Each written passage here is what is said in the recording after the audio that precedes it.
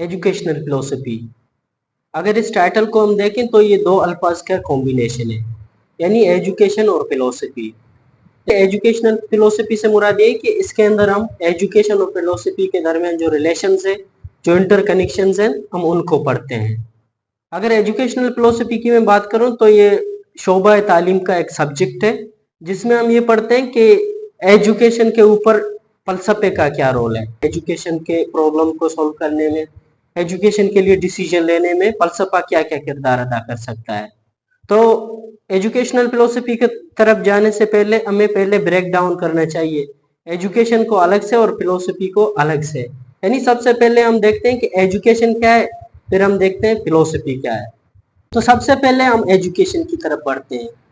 अगर एजुकेशन की इटिमोलॉजिकल मीनिंग की बात करूं तो ये लातिनी जुबान के दो अल्फाज एजुकियर और एजुसियर से निकला है। एजुकियर से मुराद to train, to nourish and to bring out, यानी ट्रेनिंग देकर, बच्चे को ट्रेनिंग देकर उनके अंदर डेवलपमेंट लाए। और एजुसियर से मुराद टू लीड आउट, यानी उसके अंदर जो ग्रोथ होती है उसे कहते हैं एजुसियर। तो ये लातिनी जुबान के दो अल्फाज से निकला है, एजुकियर और एजुसियर से। खैर मुख्तलिफ थिंकर्स ने एजुकेशनिस्ट ने अपने डेफिनेशन दिए एजुकेशन के हवाले से। चूंकि जॉन डेवी एजुकेशन के अंदर बहुत बड़ा किरदार है, इसका बहुत बड़ा नाम है, तो मैं यहाँ पर जॉन डेवी का डेफिनेशन देता हूँ जो क्या कहता है जॉन डेवी एजुकेशन के बारे में। जॉन डेवी एजुकेशन के बारे में ये डेफिनेशन देता है कि education is the process of living through a continuous reconstruction of experience. It is the development of all those capacities in the individual which will enable him to control his environment and fulfill his possibilities. यानी John Dewey इसमें ये कहना चाह रहा है कि जिंदगी का अमल तजुर्बात के मुसलसल रिकंस्ट्रक्शन के जरिए गुजरता है। ये फर्द की तमाम सलाहियतों की तरक्की है जो इसे अपने माहौल पर काबू पाने और अपनी सलाहियतों को पूरा करने के काबिल बनाती है। ये जॉन डेवी का डेफिनेशन है, वो एजुकेशन के बारे में ये कहता है। सबसे पहले अगर हम एजुकेशन की टाइप्स देखें, एजुकेशन के मुख्तलिफ टाइप्स हैं। अगर मैं टाइप्स की बात करूं, तीन मेन टाइप्स है एजुकेशन के: formal education, informal education and non formal education. Formal education से क्या मुराद? फॉर्मल एजुकेशन से मुराद वो तालीम जो हम तालीमी इदारों में, इंस्टीट्यूशंस में हासिल करते हैं, जैसे कि स्कूल हो गया, कॉलेज हो गया, यहाँ की यूनिवर्सिटी हो गया, जितने भी इंस्टीट्यूशंस हैं जो एक फॉर्मल सेटअप में बनाए गए उसमें हम तालीम हासिल करते हैं, उनको फॉर्मल एजुकेशन कहते हैं।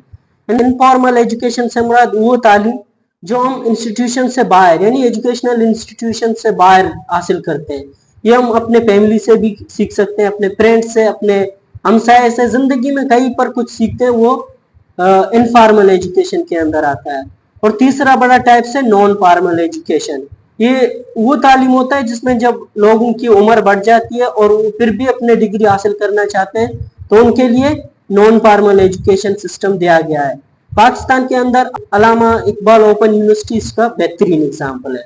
तो इसका टाइप्स हो गए। अब हम मॉडर्न कंसेप्ट ऑफ एजुकेशन और ट्रेडिशनल कंसेप्ट ऑफ एजुकेशन देखते हैं। इन दोनों के दरमियान कंपैरिजन करते हैं कि मॉडर्न कंसेप्ट ऑफ एजुकेशन क्या कहती है, क्या है, और ट्रेडिशनल कंसेप्ट ऑफ एजुकेशन क्या है। अगर मैं ट्रेडिशनल कंसेप्ट ऑफ एजुकेशन की बात करूं तो वो टीचर सेंटर्ड था। यानी पुराने जमाने में तालीम इस तरह था कि टीचर के हिसाब से, जो टीचर को अच्छा लगता था, तालीमी निज़ाम पुराने जमाने में वैसा होता था। यानी क्लास के अंदर टीचर बच्चों को मार सकता था, उसके हिसाब से होता था। वालिदैन कहते थे कि बच्चे की चमड़ी आपकी, बच्चे की हड्डी हमारी और चमड़ी आपकी। ट्रेडिशनल कंसेप्ट ये था, टीचर सेंटर था। लेकिन modern concept of education student centre है।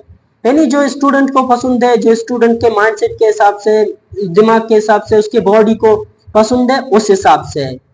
और जो पुराना एजुकेशन सिस्टम था, traditional education concept of education था, वो 3 R's पे बंधा हुआ था: रीडिंग, राइटिंग, अरिथमेटिक। यानी ट्रेडिशनल जमाने में, पुराने जमाने में तालीम का निज़ाम ये था कि बच्चे को रीडिंग आए, राइटिंग आए और उसको थोड़ा बहुत हिसाब आए, तालीम यही है। लेकिन modern concept of education 4 C's पे बना है। ये 4 C's क्या है? Critical thinking. मॉडर्न कंसेप्ट में क्रिटिकल थिंकिंग बच्चे को सिखाया जाए, क्रिएटिविटी बच्चे को सिखाया जाए, कम्युनिकेशन बच्चे को सिखाया जाए, कोलाबरेशन बच्चे को सिखाया जाए। ये मॉडर्न कंसेप्ट ऑफ एजुकेशन है। और जो ट्रेडिशनल कंसेप्ट ऑफ एजुकेशन था वो एग्जाम और मेमोराइजेशन पे बेस्ड था, यानी एग्जाम दो, रट्टा लगाओ, एग्जाम दो। लेकिन जो आज का सिस्टम है, जो मॉडर्न कंसेप्ट ऑफ एजुकेशन है, इसमें प्रोजेक्ट्स देते हैं, स्किल्स को देखते हैं और असेसमेंट करते हैं, ये सारे चीज होते हैं। और जो पुराना सिस्टम था वो सिर्फ ट्रेडिशनल कंसेप्ट ऑफ एजुकेशन सिर्फ क्लासरूम तक महदूद था। लेकिन जो मॉडर्न कंसेप्ट ऑफ एजुकेशन है वो क्लास तक महदूद नहीं है, क्लास में है लेकिन क्लास से बाहर भी ये प्रैक्टिस होता है। क्लास से बाहर ऑनलाइन सिचुएशन, ऑनलाइन प्लेटफॉर्म से, यहाँ की घर से या कहीं से भी आपको लर्निंग का प्लेटफॉर्म मिलता है। मॉडर्न कंसेप्ट ऑफ एजुकेशन आपको इसकी इजाजत देती है। तो ये हो गया एजुकेशन, यहाँ पर हमने एजुकेशन समझ लिया। तो एजुकेशन के साथ साथ चूंकि हमने एजुकेशनल फिलोसफी की बात की, यानी एजुकेशन और फिलोसफी की, अब हम फिलोसफी की तरफ बढ़ते हैं।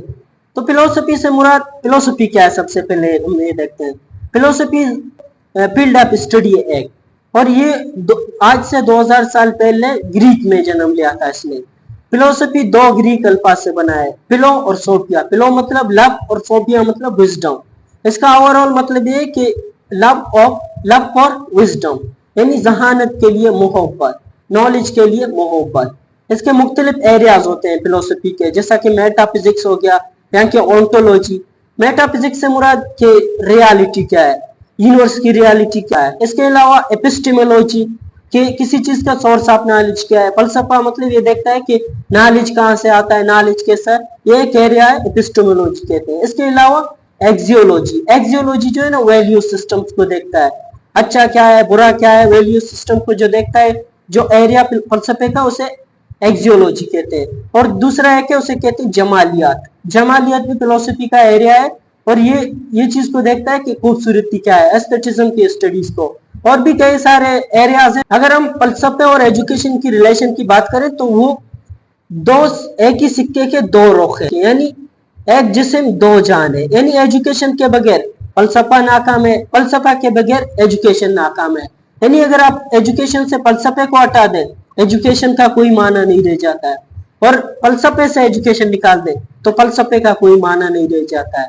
फलसफा अगर थ्योरिटिकल फेस है, उसका थ्योरिटिकल शक्ल है, तो दूसरा एजुकेशन उसका प्रैक्टिकल है। यानी फलसफा थ्योरिटिकली बताता है कि आपको ये करना है, और एजुकेशन फिर प्रैक्टिकली उसको लेकर चलता है। तो ये मतलब इंटरकनेक्टेड है, इनका इंटर रिलेशन ज्यादा है। मतलब फलसफा और एजुकेशन दो अलग चीज नहीं है। अगर देखा जाए तो सारे फील्ड, जितने भी फील्ड है वो एजुकेशन से रिलेटेड है। साइकोलॉजी हो, पॉलिटिकल साइंस हो, इंटरनेशनल रिलेशंस हो, क्रिमिनोलॉजी हो, फार्मेसी हो, जितने भी शोबे होते हैं तालीम के, वो सारे एजुकेशन से रिलेटेड है। एजुकेशन के बगैर वो चल नहीं सकते। लेकिन फिलोसफी भी इसी तरह है, क्योंकि फिलोसफी शोबा तालीम का एक इंतहाई बेहतरीन सब्जेक्ट है। इसीलिए मैंने इसको टारगेट किया है कि फलसफा और एजुकेशन के दरमियान क्या है। तो इनका दरमियान जो कनेक्शन है उससे कभी भी इनकार नहीं किया जा सकता है। तो अब हम देखते हैं कि फिलोसफी तालीम के मुख्तलिफ एस्पेक्ट्स को कैसे अफेक्ट करता है।